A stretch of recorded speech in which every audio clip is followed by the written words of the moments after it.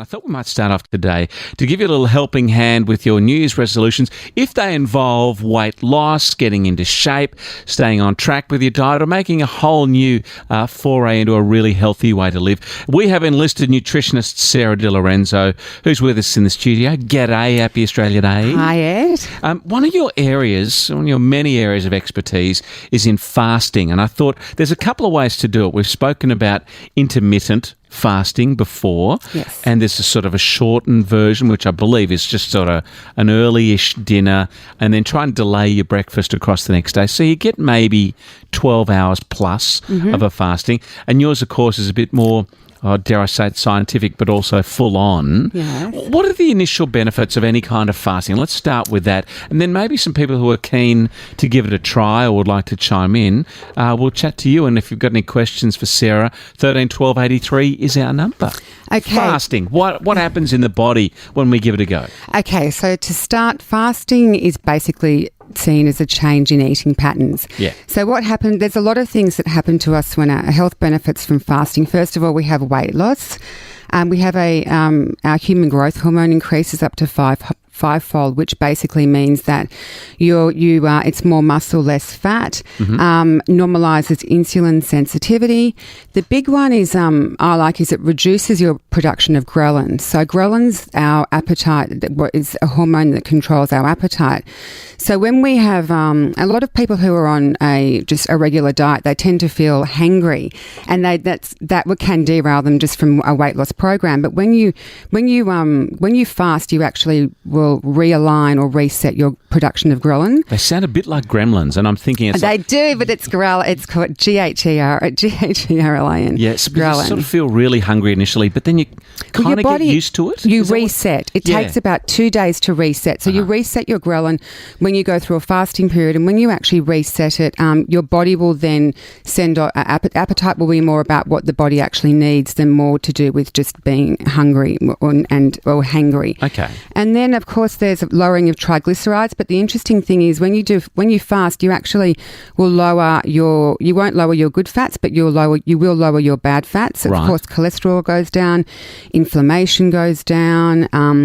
There's also autophagy, which is when you're in a fasting period, you'll actually get rid of waste from cells. So that's cell cleaning. Of course, fights disease, anti-aging. There is thoughts that it's anti-aging. My thinking with the anti-aging and fasting is that it's more to do with when you actually fast, you're actually choosing a better way of life or a better lifestyle, so that you tend to be not as susceptible to disease. Blood pressure comes down. It's known to be an antidepressant. Brain power goes up, strengthening of neural connections in the brain because of the thought that goes into fasting, as well as fighting disease. And so there's lots and lots of reasons. That's a big list of positives. Is it like your brain knows? Now, usually we eat every 2 or 3 hours, don't we, as humans? And so there's that insulin reaction taking place. Yes. It all keeps churning along. Yes. If there's a longer break and you kind of know you're going to do this, your brain suddenly, like you say, has to reset along with your body and digestive system. So we probably, if we're doing exercise, we start to use stored fat rather than the readily available meal we just had an hour ago. Yes. So it's a realignment of your fuel distribution in many ways with all these incredible positives. Yeah, it's completely changing the pathway. So when we actually start fasting, so if you have your last meal 8 hours after, your body will actually enter a fasting state. So it takes 8 hours from the last meal for your gut to absorb that food. Okay. And then you start fasting, and in that period, after the 8 hours, all the glucose reserves are used up, and it takes about 2 days for the body to enter into what's called ketosis. Yes. So ketosis is where you start using your fat for fuel, and ketones come from the liver, and that's when you change your energy pathways. Yes. So using the SDL method, the Sarah Di Lorenzo method, how long do we have to go without food, or do we get a little bit of water, or do we get a little something? Okay. What's your way of doing it? Okay, so there's so many different ways to talk about fasting. Yeah. One of my favourite ones, and I've got two favourite ones. There's similar to the 5-2, but the first one I'll talk about is the 16-8. So it's where you actually fast for 16 hours, and it's actually good. I thought you were going to 16 days. No, 16 hours. So look, it's a fantastic one, and I'll go into the science behind it. So when when you have your last meal, you'd have your last meal, knife and fork down at 6 p.m. Mm-hmm. Now, you don't have your next meal till 10 a.m. But what I want to point out in that is, of course, water's allowed and herbal tea and black tea, black coffee, I allow that. That's very doable. It is doable, but I want to point out that in the morning when we wake up, naturally there's three things that happen to us in the morning if we eat. So we have a natural secretion of circulating cortisol. As well, our insulin sensitivity is at its highest. But if you eat at that time, and with a combination of glucose, so that trifecta of those three things will then give you a stoop in blood glucose levels. Right. And what that actually creates is a false sense of hunger in the morning. So when people have that false sense of hunger, they will take on more calories. Yeah. So if you actually skip breakfast and just keep your blood sugar at that level and then have your first meal at 10 a.m.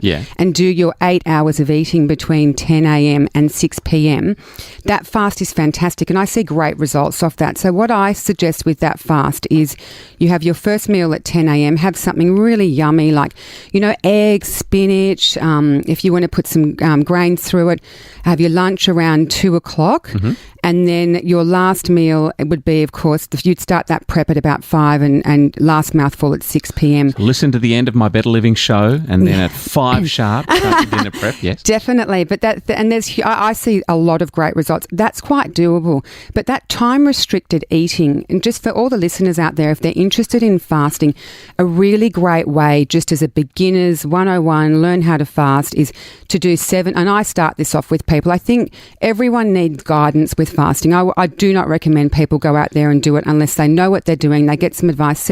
I teach people how to fast properly, and I actually have about 5 different fasting methods that I will use on people to find out what they like and what they don't like. And I find that one great. But how many days in a row would we repeat that 16-8 one that you've just outlined? That one, look, it depends on your weight. It depends on your objectives. It depends on what you want to achieve out of the fasting.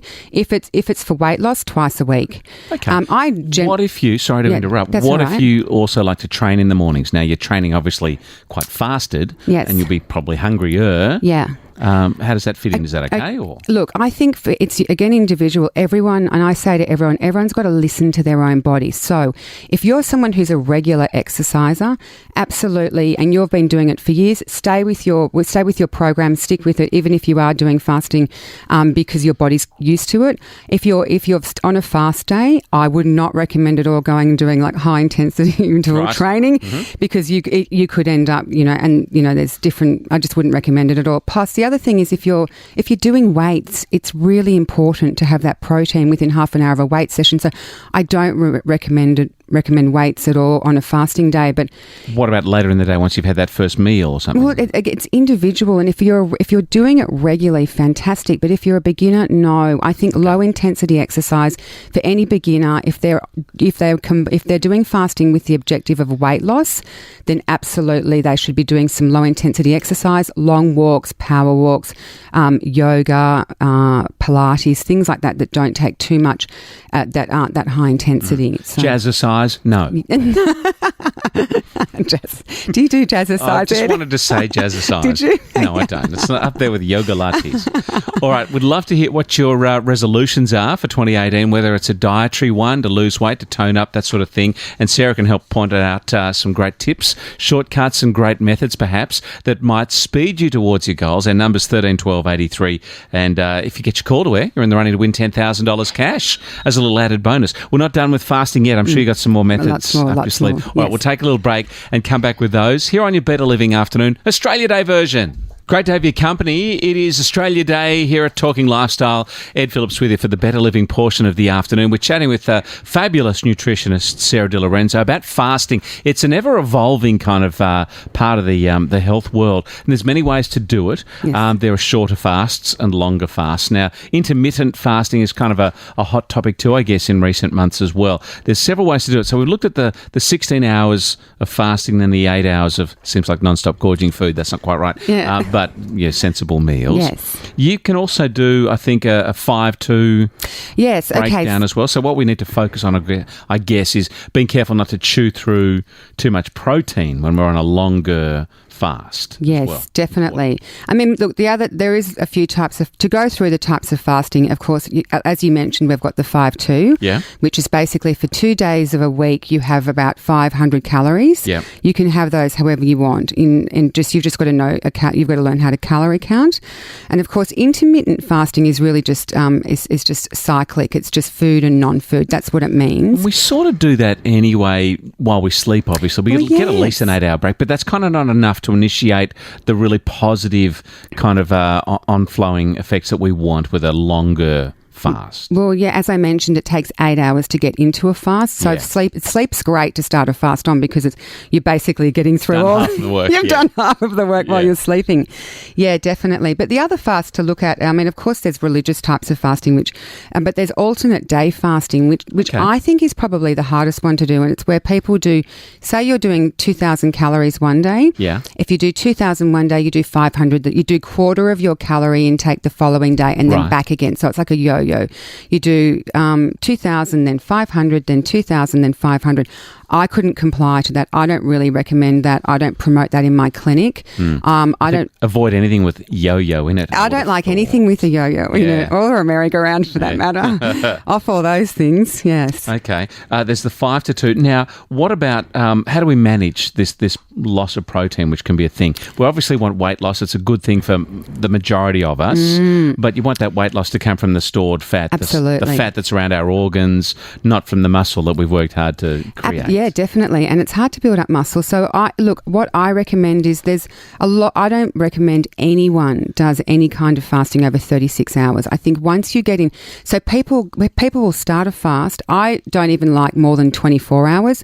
I only clinically recommend really the 16-8, and then I do and I'll do things like 5-2 and 16-8. They're my favourite ones to promote as that's what I feel comfortable in doing. Yeah. But when you get up to 3 days of fasting, people, and they get all excited about it because they think, oh, wow, I've lost weight. Now, they might lose up to 2 or 3 kilos. It depends on the individual, but they start actually losing fluid and muscle. And the thing is, what happens is they might do that for a couple of days, and then they think, okay, great, I've dropped 3 or 4 kilos. I'm feeling great. I'm going to go back to my normal eating. Yeah. Well, guess what? It's a one-way ticket back only with adipose tissue, with fat. So not only if you've lost 3 kilos, you're going to put that 3 kilos back on, not in muscle. You've got to go back to the gym to rebuild that muscle, but you're going to put that back on in fat. And generally, this is where you hear people saying things like, oh, I lost I lost X amount of I lost X on this program, but I've put on, if I've lost 10, I've put back on 15. Oh, so, right. Yeah, that's the danger in it. So set the scene here. We do try the 16-8. This is one I'm rather enamoured with at the moment. I can work out the maths. Would you do that 2 days in a row and then have 5 days, or do it on a Monday and do it on a Thursday? I'm all about nurturing and self-love and loving the body, and I don't think fasting 2 days in a row is for anyone. I would definitely do it. I would do it on a Monday, and if you like your exercise as well, and if you are like you, Ed, if you're doing weights and you enjoy that more, you can still keep that routine up. I would do it probably on a Monday, good way to start the week, and then probably on a Thursday or a Friday, depends on work, lifestyle, definitely. And I think just as a general rule with fasting is if you're looking at fasting for maintenance, no more than 1 day a week. I was going to say, so how long do we give this a go for, this sort of pattern? Okay, so to break it down, if you're doing it for maintenance, 1 day a week, and then if you want to do consecutive days, no more than 3 days in a month. Twice a week and 1 entire week in a month is way too much. But if you're in a phase of doing weight loss where you really want to get into the 5-2, which is fantastic for things like weight loss, I would do, and you're in that acute phase of really trying to take some weight off, you could do that for a couple of months. You could do the 5-2, but I wouldn't recommend that for more than 6 months, because then hopefully you'd be at a goal and you would be at a maintenance point. Okay. What about supplements along with one of these programs? Do they have a factor? It's interesting. A lot of people ask me that question because being a nutritionist, they think that, supplements might be there. The thing is, when you're actually, look, I truly believe supplements should be taken with food because they tend to make people nauseous when they have them on an empty tummy, and they can get diarrhea from it as well if they have it, and it just throws them off. So I always recommend supplements with food. If you're generally doing, it depends what your objectives are. Yet again, if it's in the program, if it's for anti-aging, if it's for bringing down inflammation, but yeah, I don't recommend supplements while you're actually at that cyclic point of actual fasting. Yeah, okay. Now, you have this, one of your many programs running through the SDL method is the weight loss for life. Yes. Fasting's part of it. So is this a lifelong commitment to a fast? Is it great to shock the body once every sort of week, a couple of times every month? I love this question. Okay, so in Weight Loss for Life, I introduce people to fasting. I think it's a great tool to have.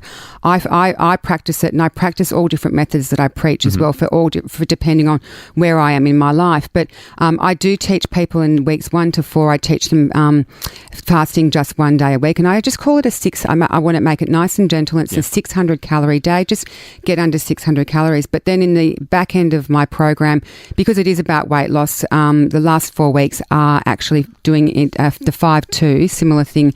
The 600 calorie is doing that twice a week. Yeah. The reason why I think, and everyone who's in my clinic doing weight loss with me now, for various reasons, I find that teaching them everyone has to live, right? And this is the whole thing with compliance to a program. Yeah. People go to weddings, they have conferences, they have work functions, they have big family dinners, they have reunions where they will have a lot more calories than normal. So the beauty of that, and this is how I think that people can have it all, is that if you go to these functions, enjoy your food. Food is life. Yes. It's socializing. Have your entree, have your main, have the dessert, have some wine, enjoy it. But the next day, know that you've got a tool, you've got a string in your bow which you can pull out, and you can actually go, okay, I've had a great day. Nothing's for free. I'm going to do 600 calories today, or I'm going to do time restrictive fasting. Now, give us some of the feedback from clients, because their first fast is a shock, isn't it? They hate me. No, they don't. But what do they say? What are some typical reactions? Okay, what can someone expect trying it for the first time? Okay, so when people are working, when I'm working with people in a program, I actually, unlike other practitioners, I actually allow my patients to contact me, because for me, I'm happy for them on WhatsApp to give me because for me it's their success and their compliance is what drives me, and that's why I'm a practitioner, right? So I'll get a WhatsApp saying, okay, I'm about to actually eat my arm off right now. Yeah. So, and what do I do? So I always have, and I think, like I said with New Year's resolutions, and like I say with everything, for success and compliance to everything, you've got to have a plan B. So I always say to them, okay, get through it, understand a hunger pang will take about, and these are feelings you can choose to be external with that and go, okay, this is a hunger pang, I'm not going to acknowledge it. Yeah. Or you can just do things like drink herbal tea, go for a walk.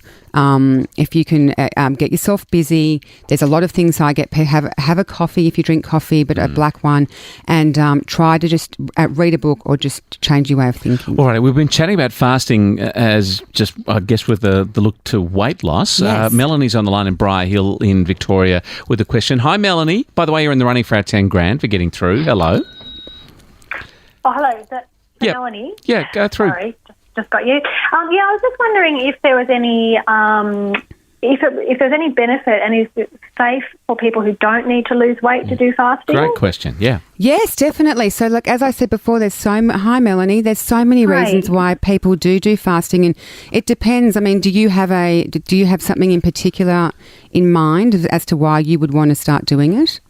No, I was just more curious about the benefits for the body. If there was anything else that fasting would help with, not just weight loss. Is it beneficial in any other way? Gosh, there was a long list to start with, but I love hearing them. Go through them. Okay, so I'm going to go through them. First of all, I definitely do, personally, I do weight loss for maintenance. I do fasting for maintenance one day a week. Right. But just to go through it with you, definitely things like human growth hormone, you've got an increase in that. You've got the lowers triglycerides, cholesterol goes down, inflammation goes down. There's, of course, the autophagy, which is getting rid of waste from cells, anti-aging, fighting disease, antidepressive. There's, definitely blood pressure goes down. I mean, I guess in theory, your body's not having to work on digesting stuff for that period, so it can go to work doing other good things. Absolutely. So, and I mean, definitely. And people say to me, once they get in the swing of it, the feedback, I think it takes about 2 weeks, but once people do get into the swing of fasting, they actually say, oh, wow, this is really easy now. And that's because their ghrelin has been reset. That hormone I spoke about earlier, that ghrelin production has been reset. Yeah. I mean, it's a mental challenge, Melanie. There's no lying, right? Because you spend a lot of your time thinking about, what could I snack on? Gosh, it'll be good. That's right. And sometimes I eat quite frequently too, so it'd probably be quite hard for me. But the one thing you mentioned there, which I'm quite curious about, was the inflammation, because I tend to have a lot of aches and pains in my body. So why does that tend to reduce, Sarah? Because when when it reduces inflammation, what happens is people are actually choosing a healthier way of life. For any fasting to be successful, in the eating phase, you still have to be eating really good food.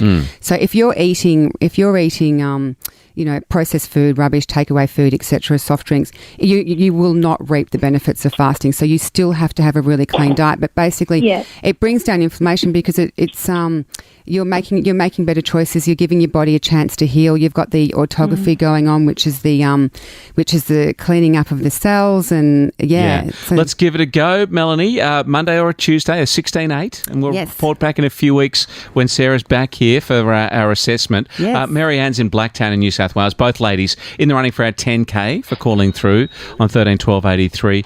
Mary Ann, hello. What's your question? Oh, hi. Gut health. Now, I'm interested in doing the fasting and what fasting would be suitable for me. I'm at a good weight and I train and do all the right things. Eat, 90% of my diet is all good, but I'm very intolerant to dairy, like just your basic cheese and yogurts and milk, and I try to avoid as much as I can, but sometimes you just can't help it, and when you do, you pay the price. What do you recommend as a starting point for you? Yeah. I think for you, definitely, like I would say to other people, I think you should start with the 12-hour fast, where you start at 7 a.m, you have your first meal, and then you have your last meal at 7 p.m. That's a great introduction to fasting.